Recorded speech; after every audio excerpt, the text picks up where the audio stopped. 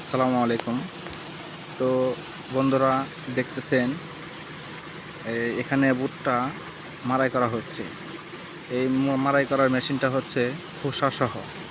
আপনার খোসাসহ ভুট্টা মাড়াই করা হচ্ছে। তো মোটামুটি ভালোই হচ্ছে। তো একটু ধুলাটা একটু বেশি হইতেছে। আর এখানে ভুট্টা যে দিক দিয়ে বের হবে, তো এর উল্টো দিক দিয়ে কিছুটা ভুট্টা ছিটকে পড়তেছে।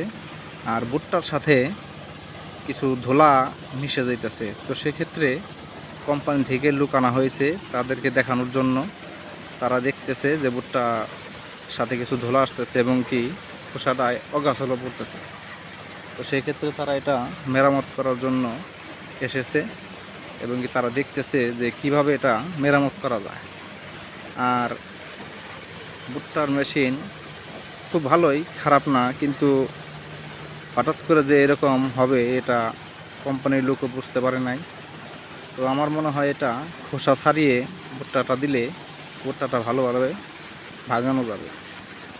তো আপনারা দেখতে থাকেন কিভাবে এটা মেরামত করা হয় আর ভুট্টাগুলো কিভাবে ভাঙানো হচ্ছে। তো পাশেই থাকুন। ধন্যবাদ।